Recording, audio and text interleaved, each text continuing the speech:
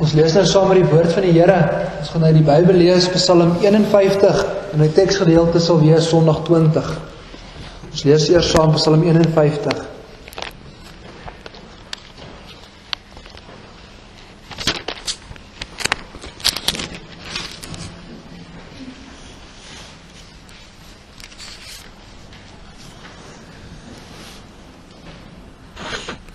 Vir die musiekleier, 'n Psalm van Dawid. Toe die profeet Nathan na hom gekom het, nadat hy by Batseba ingegaan het. Wees my genadig, o God, na u goedertierenheid. Delg my oortredinge uit na die grootheid van u barmhartigheid. Was my heeltemal van my ongeregtigheid en reinig my van my sonde. Want ek ken my oortredinge, en my sonde is altyd deur voor my. Teen u alleen het ek gesondig, en gedoen wat verkeerd is in u oë, sodat u regverdig kan wees as u spreek, rein as u gerig hou. Kyk, in ongeregtigheid is ek gebore, en in sonde het my moeder my ontvang. Kyk, u het 'n welgevalle aan waarheid in die binnenste, en in die verborgene maak u aan my die wysheid bekend. Ontsondig my met hyssop, dan kan ek rein wees. Was my, dat ek witter wees as sneeu. Laat my vreugde en blydskap hoor, laat die gebeente juig wat u verbrysel het. Verberg u aangesig vir my sondes, en delg uit al my ongeregtighede. Skep vir my 'n rein hart, o God, en gee opnuut in die binnenste van my 'n vaste gees. Verwerp my nie van u aangesig nie, en neem u Heilige Gees nie van my weg nie.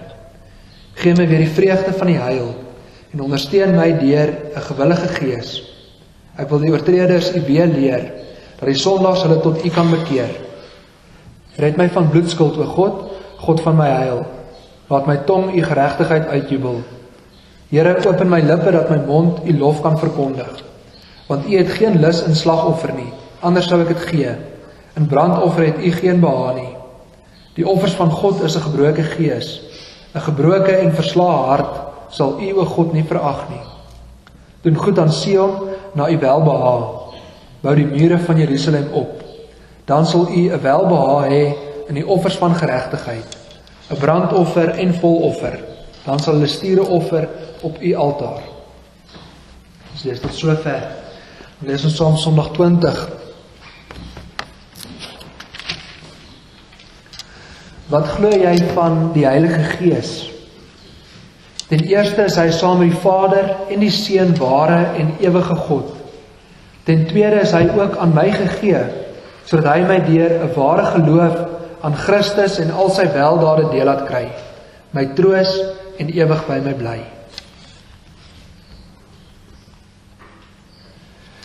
Direk na die woordverkondiging sing ons saam Skrifreading 28 vers B, wat ons saam as gemeente sal bid. Geliefdes in ons Here Jesus Christus, elkeen van ons bly elke Sondag hier in die kerk, ek glo in die Heilige Gees. Dit doen jy in die geloofsbelijdenis, dit ons vanoggend gedoen. En aan hierdie belijdenis dink ons in besonder vandag, want vandag is dit Pinkstersondag. Ons dink terug aan die dag waar die Heilige Gees op die aarde uitgestort is. Dit het ons laasweek hier in die kerk saam gelees in Handelinge 4. Nadat Jesus gekruisig is en opgestaan het, het hy na 40 dae opgevaar na die hemel. Laasweek donderdag is dit gevier met hemelvaart. En nou 10 dae later word die Heilige Gees uitgestort. Soos 'n reënbui neersak op die aarde, daal die Heilige Gees neer. Die gelowiges in Jerusalem destyd moog vol word van hom. En van toe af was hy daar in volheid in sy kerk. Hierby sluit ons aan vanoggend. Ons in Vryburg is 'n gemeente wat geregeer word deur die Gees. 'n gemeente vol van die Gees. In Sondag 20 bely ons wat ons presies glo van die Heilige Gees. En oor die Heilige Gees is daar baie vrae. Want wat glo ons nou presies oor die Heilige Gees? En waarom is hierdie Sondag so kort? Oor die Vader en die Seun is daar in die belydenis 11 sonde aangewy. Waarom vir die Heilige Gees net 1? En dan is dit sommer maar net so 'n kort stukkie word die Heilige Gees in die gereformeerde kerk nie onderdruk nie. Dit terwyl ons in die era van die Heilige Gees leef. Ons leef in die tyd wat hy uitgestort is op die aarde. En die klag hoor 'n mens gereeld van buitestanders. Hulle kyk na ons kerk en sommige dink dat die Heilige Gees in ons midde nie aanwesig is nie. Veral vanuit charismatiese kringe. Hoe kan jy op Sondag fees hou, maar jy sit doodstil? En die meeste van die mense lyk nog sommer bitter ongelukkig ook. Die vraag vanuit die kring, is die Heilige Gees werklik aanwesig in die gereformeerde kerk? Hoekom sien ek dit dan nie? Hulle eredienste lyk meer somber as vrolik. Dit lyk meer soos 'n begrafnis as 'n fees. En hierdie klag word teen ons as kerk gelê. Is die Heilige Gees aanwesig? En hierop kan 'n mens oortuigend ja antwoord. Die Heilige Gees het ons as 'n gawe van die Here af ontvang. En om hierdie ja te bevestig, plaas ons vanoggend die fokus in besonder op die Heilige Gees. Ons kom by die tema vir die preek. Die Heilige Gees, die vernuwer van ons harte. En daarin sal ons stilstaan by 2 punte. Eerstens gaan ons kyk na die persoon van die Heilige Gees en tweedens na die werke van die Heilige Gees, wat hy doen. Eerstens kyk ons na die persoon van die Heilige Gees. Om goed te verstaan wat die Heilige Gees doen hier in ons midde, is dit belangrik om te weet wie hy is. In die katekismus bely ons dat die Heilige Gees saam met die Vader en die Seun ware en ewige God is. Die Heilige Gees was van die begin af daar gewees. Saam met die Seun en die Vader was hy aanwesig by die skepping. Genesis 1 vers 1 en 2, in die begin het God die hemel en die aarde geskape, en die aarde was woes en leeg, en duisternis was op die wêreldvloed, en die Gees van God het gesweef op die waters. Tesame met die Vader en die Seun is hy van die begin af ware en ewige God. Deur die eeue is die godheid van die Heilige Gees ontken. Sommige predikante het op verskillende tye gesê dat die Heilige Gees nie God is nie. Party het gesê dat slegs die Vader God is. Jesus en die Heilige Gees is maar net skepsels. Dit is onkunde dwaasheid. In die Bybel lees ons keer op keer die teendeel hiervan. In sy woord toon die Here duidelik aan dat die Heilige Gees God is. Handelinge 5 vers 3 en 4 getuig hiervan. Hierdie gedeelte gaan oor die geskiedenis van Ananias. Ananias het vir die apostels gesê dat hy sy erf verkoop het, en dat hy graag die geld wat hy daarvan gekry het vir die Here en vir die kerk wil teruggee. Maar hy het gejok. Hy het gemaak asof hy al hierdie geld vir die Here gegee het, terwyl hy 'n deel daarvan vir homself gehou het. In die verse hoor ons Petrus se antwoord vir hom: Ananias, waarom het die Satan jou hart vervul om vir die Heilige Gees te lieg en die prys van die grond agter te hou? Jy het nie vir mense gelieg nie, maar vir God. Petrus noem hier die Heilige Gees God. Dit hoor mense op nog baie ander plekke in die Bybel. Die Heilige Gees is ware en ewige God.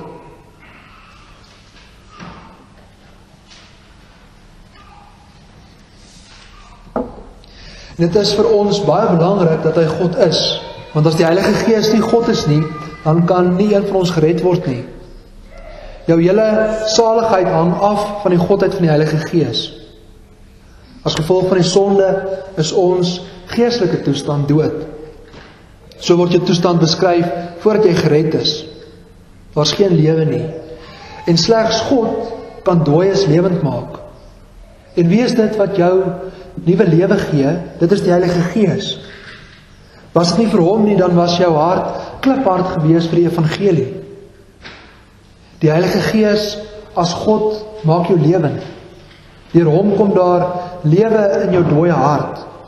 Deur hom is nuwe lewe moontlik. Die Heilige Gees is ook een van die 3 persone van God drie-enig. Ons glo in die drie-eenheid van die Here. God bestaan uit 3 persone. En elke persoon word geken aan sy eie eienskappe. Daarin verskil die Vader, die Seun en die Heilige Gees. Elkeen het sy eie taak, elkeen het sy eie kenmerke. Die Vader is die skepper, die Seun is die verlosser, en die Heilige Gees is die vernuwer, of die herskepper. En dit is interessant om elkeen se rol te beskou, want daarin leer ons die Here in diepte ken. Dit is ook waardevol om te sien wat elkeen doen en wanneer. Die Vader is die skepper. In Genesis 1 lees ons oor sy skepende werk, hoe hy die aarde gemaak het. Sy werk as skepper het hy voltooi. In 6 dae het die Here die hemel en die aarde gemaak. En dit was klaar. Genesis 2 lees ons, so staan voltooi die hemel en die aarde met hulle ganse leermag. En God het op die 7de dag sy werk voltooi wat hy gemaak het. En op die 7de dag gerus van al sy werk wat hy gemaak het. God die Vader as skepper, sy werk is voltooi. Hy hou Sabbat. Jesus Christus, ons redder, het sy werk as verlosser voltooi. Daarin het ons teruggedink vanoggend met die nagmaal. As verlosser het hy na die aarde neergedaal. Hy het mens geword. Hy het die lydingspad gestap en hy is gekruisig. En sy laaste woorde aan die kruis, dit is volbring. Sy werk as verlosser is voltooi. Aan die regterhand van God hou hy Sabbat in die hemel. Die werk van die Heilige Gees is die vernuwing van ons harte. En vandag die dag is hy daarmee besig. Die Heilige Gees is besig met sy werk. Waar die Vader se skeppingswerk en die Seun se verlossingswerk voltooi is die Heilige Gees se werk nog voluit aan die gang. En so kom ons by die tweede punt, by die werke van die Heilige Gees.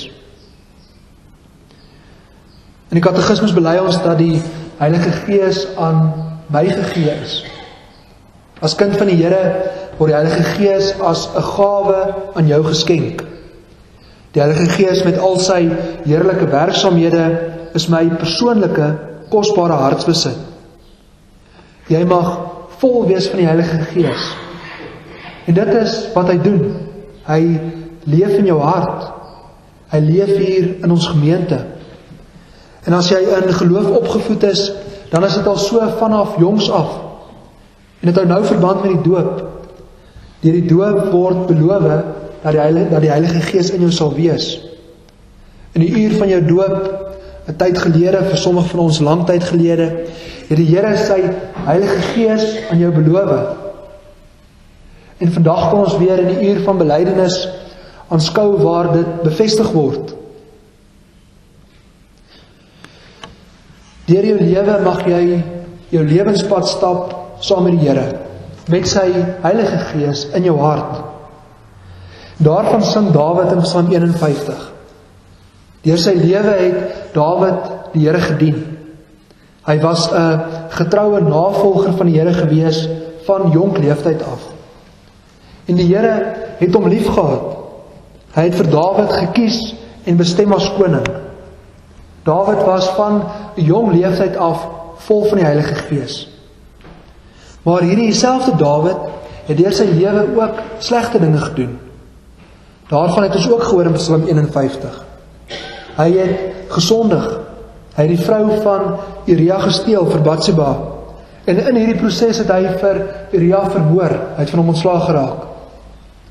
En die Here het die profeet Nathan gestuur om Dawid oor hierdie saak te konfronteer. Dawid het erken dat hy verkeerd was. Hy het diep berou gehad oor dit wat hy verkeerd gedoen het. En hy was bang. Dit wat vir Dawid die bangste was in sy hele lewe, is dat die Heilige Gees hom sal verlaat. En hy het baie goed geweet dat dit kan gebeur. Hy het met sy eie oë gesien hoe dit by koning Saul gebeur het.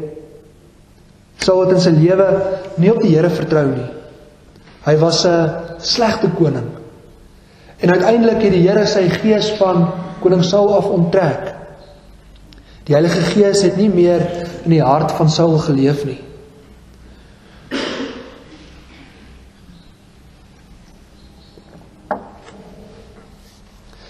Daarvoor was Dawid bang gewees, dat sy hart deur die sonde kliphard geword het. En dit is die ergste verlies wat 'n persoon kan ly. Dit is die ergste verlies wat enigeen van ons kan ly. Daarom sing hy in Psalm 51 in vers 12, skep vir my 'n reine hart, o God, en gee opnuut in die binneste van my 'n vaste gees. Verwerp my nie van die aangesig nie, en neem u Heilige Gees nie van my al weg nie. Gee my weer die vreugde van die heil, en ondersteun my deur 'n gewillige gees. Dawid smeek dat die Here hom nie sal los nie, dat die Heilige Gees in sy hart sal bly werk. En die Gees het in Dawid gebly. Dawid het berou getoon, sy skuld bely en erken, en hy die saak reggestel. Hy het volhard in sy geloof. En om die rede bid ons ook dat die Here ons harte elke dag weer sal vul met sy Heilige Gees, sodat ons sal volhard in die geloof. Vanuit onsself sal ons dit nooit reg kry nie. Dit is werk van die Here. En Jesus self leer ons dit, dat ons daarvoor moet bid. Hy leer ons dit in Lukas, bid en vir julle sal gegee word, soek en julle sal vind, klop en vir julle sal oopgemaak word, want elkeen wat bid sal ontvang. En dit gaan hier spesifiek oor die Heilige Gees. Want later lees mens, hoeveel te meer sal die Hemelse Vader die Heilige Gees aan julle gee, aan die wat hom bid. Daarom kan ons met sekerheid vra vir die Heilige Gees. Bid en hy sal gegee word. En as ons opreg vra dat hy in ons lewens sal werk, dan sal die Here sy doopbeloftes in vervulling laat gaan.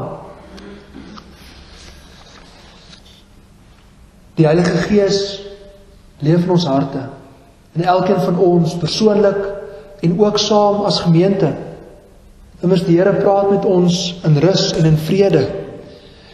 En dankse hom kan ons ook vrugte dra, die vrug van die Gees. En dit is aanwesig in ons gemeente. Ons kan daarvan getuig. En dit is wonderlik as die Heilige Gees aanwesig is, want dan is ons nie meer vol van onsself en van ons eie verlangens nie, maar dan word jy beheer deur die Gees. Dan word ons as gemeente gelei deur die Gees.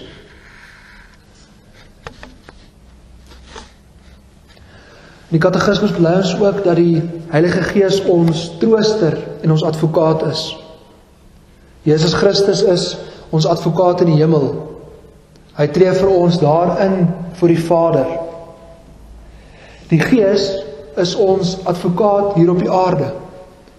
As jou gewete jou aankla dat ons teen God en sy gebooie swaar gesondig het, wys hy jou altyd weer op die soenverdienste van Christus. As die duiwel jou beskuldig en vir jou sê dat jou sonde te groot is, dat jy nooit in die hemel sal kom nie, dan herinner hierdie advokaat jou aan Jesus Christus, dat sy offer groot genoeg is om vir al ons skuld te betaal. Dit is die voornaamste werk van die Heilige Gees. Hy bewerk geloof in ons harte. En dit as kind van die Here is die belangrikste wat hy doen. En dit wat die Heilige Gees doen is nog veel meer. Die woord getuig daarvan. Dit is vol van dade van die Gees. Daaroor kan mens nog ure deurpraat. Een preek is daarvoor veel te min.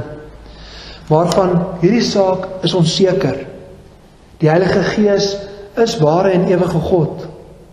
En hy werk in ons deur die woord, deur sy woord. Hy is die lewendmakende Gees, wat ons as tempels van die Here lewend maak. As dit nie vir die Heilige Gees was nie, sou ons nooit hier as gemeente by mekaar gewees nie. En elke dag mag ons die lewenspad saam met hom stap. As kosbare hartsbesit beheer sy jou, en dit doen hy tot in ewigheid. Amen.